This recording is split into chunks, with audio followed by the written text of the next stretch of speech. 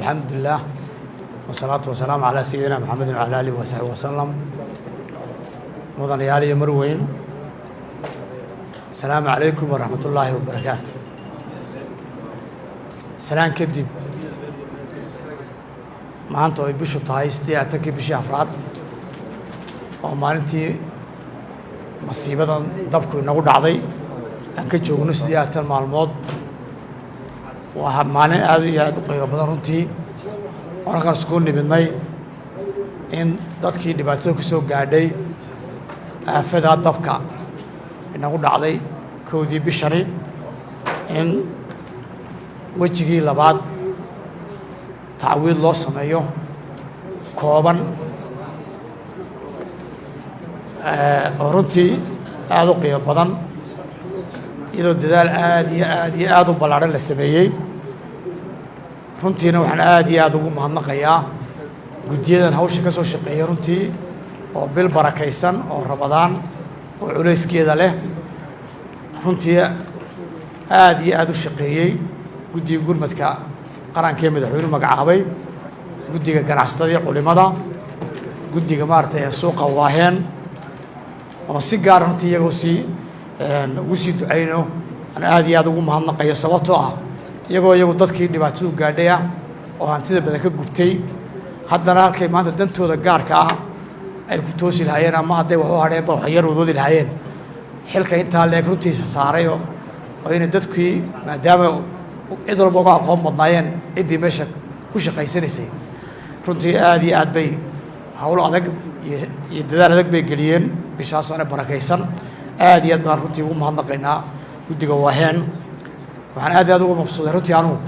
yacni dadka intaa leegi la qoray ee loo kala qoray nin walba meherada nuucuu ka shaqaynayay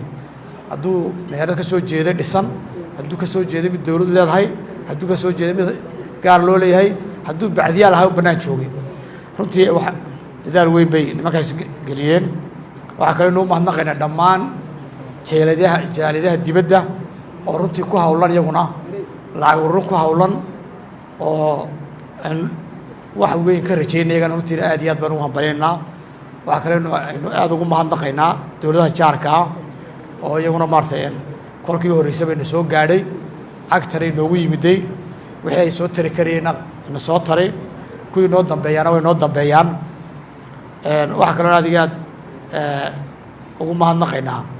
jaaliyadaha dalalka aynu wada shaqaynta leenahay midooda Yurub Maraykanka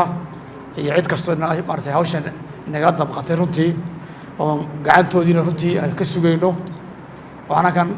ummadda reer Soomaaliya ugu bishaareynaya ama gaar ahaan dadka dhibaatada ku dhacday rajo weyn baan qabnaa runtii maanta labadan wejigii hore la siiyey 990 qof la siiyey iyo kan maanta 1016 qof la siinayo intaasi waa intii hantidii Somaliland gudaheega iyo waxaan badnayno dalalka jaar ka yimiday laakiinse hay'adaha caalamiga waa inoo maqan yihiin waa sugaynaa oo maanta iyagu waxay arkayaan Soomaalida hore waxa ugu maamaaday toos nin loo galgasho talowirkiya inuu maamaadeena buuxino inagu horta wax istarno anagu aynu hawsh ku horeyno aynu dadaalno sidii maalmood ay hawshu jirtay tii waxay keentay in talaabadii koowaad aynu qaadnay oo dadkii qaybtii hore laga yaabay in waxoogii 100% loo siiyay qaybtan maanta la siinayo ee 1016 qof ah waxa laga siinayaa wax aad u kooban wixii ka gubtay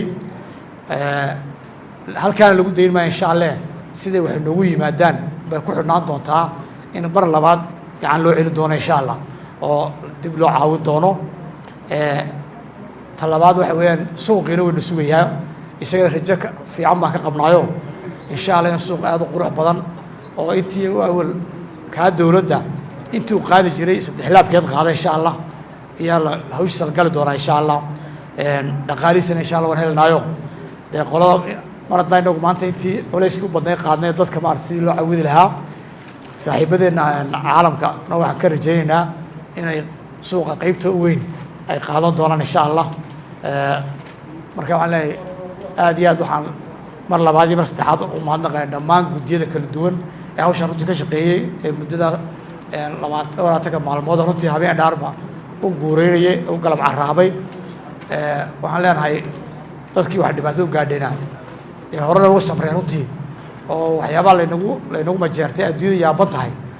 adduunyada kale markay dhibaato weyne ka dhacda noocanihi waxaa la arkaa ummad qaar iska fooqya iska tuuraya qaar ooyaya inna alxamdulillah nin walba islaamnimada iyo iimaanku ayayna farayoo horaad u samirteen intahay dhan waad ku samraysiin dowladdiina iyo iyo maaragtay shacabkiina iyo ganacsatadiina iyo waa linii maqan yahay insha allah inta wixii kale suuragal waa linii qaban doonaa iminkana waxaan halkan saa la sheegay 20 qof ee saambalka ah ayaan ku bixin doonaa inta kale waxaa nin walba saadkiisa iyo dahabkiisa ayaa loogu diri doonaa sidii tii horeba loogu sameeyey 48 saacadood soo socda insha allah qof walba wixii loogu talagalay wuu heli doonaa aad iyo aad baad mahadsantiin